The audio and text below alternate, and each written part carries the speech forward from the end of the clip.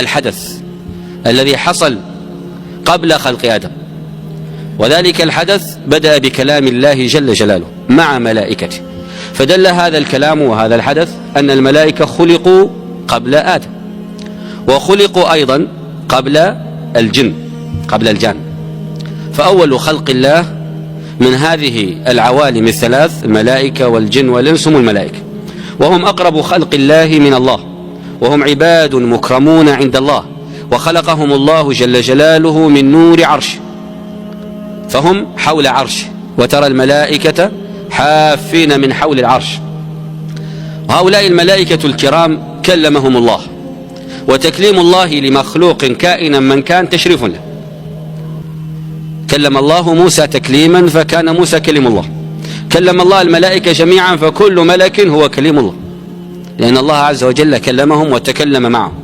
وإذ قال ربك للملائكة، الملائكة جمع ملك وملك، والملك لغة هو الرسول، ولذلك قال تعالى جاعل الملائكة رسلا أولي أجنحة مثنى وثلاث ورباع يزيد في الخلق ما يشاء. والملائكة خلقهم الله من نور عرشه وأسكنهم في سماواته، فهم عمار السماوات، وهم أولو أجنحة كما قال تعالى جاعل الملائكة رسلا أولي أجنحة، أقلهم صاحب الجناحين مثنى، وثلاث منهم من له 3 أجنحة، ورباع منهم من له 4 أجنحة، وأنت طالع 5 6 7 8 حتى تصل إلى 600 جناح جبريل عليه السلام، والله أعلم هل هناك أيضا من يزيد على 600 جناح؟ خلق الله ولا يعلم خلقه إلا هو. وإذ قال ربك للملائكة إني جاعل في الأرض خليفة، إني جاعل في الأرض خليفة، دل على أن هذه الأرض أيضا كانت موجودة ومعلومة عند الملائكة، لأن الألف واللام تفيد العهد وتفيد التعريف، الأرض معروفة. طيب الملائكة قد اكتظت بهم السماء بحيث أنه لا يوجد في السماء موضع 4 أصابع إلا وملك موجود، كما قال النبي صلى الله عليه وسلم أطت السماء وحق لها أن تئط، ما فيها موضع 4 أصابع إلا وملك قائم أو راكع أو ساجد، هو كذلك إلى قيام الساعة. إذن السماوات ملأى بالملائكة، والأرض وقتئذ ليس فيها أحد من بني آدم، لا آدم ولا ذريته. طيب من الخلق الذين كانوا في الأرض قبل آدم؟ كان فيها الجان إبليس وذريته، وأفسدوا في الأرض، سفكوا الدماء وقتلوا الأبرياء وقطعوا الأشجار وأعاثوا في الأرض فساد، فبعث الله عز وجل إليهم ملائكة فطردتهم عن الأرض اليابسة إلى البحار وإلى الآفاق، وأخذ سيدهم ووالدهم أسيرا وهو إبليس، وحمل إبليس إلى السماوات أسير، فكان هذا سر دخول إبليس وحده دون سائر الجن مع الملائكة. فلما دخل إبليس مع الملائكة اهتدى، لأنه كان في الأرض مفسدا، لأنه بعيد عن عبادة الله وعن ذكر الله، فدخل مع العباد المكرمون، دخل مع الذين لا يعصون الله ما أمرهم ويفعلون ما يؤمرون، دخل مع المسبحين يسبحون الليل والنهار لا يفترون، ومن صاحب قوم 40 يوما عد معهم.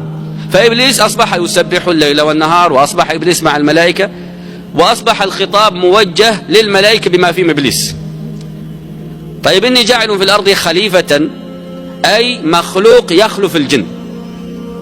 طبعا هنا إبليس كان في الأرض وكان عنده حكم الأرض وقتئذ، وأراد الله أن يخلق مخلوقا يخلف به من؟ إبليس وذريته في الأرض. هذا خليفة عن خليفة، لكن شتان بين الخليفتين.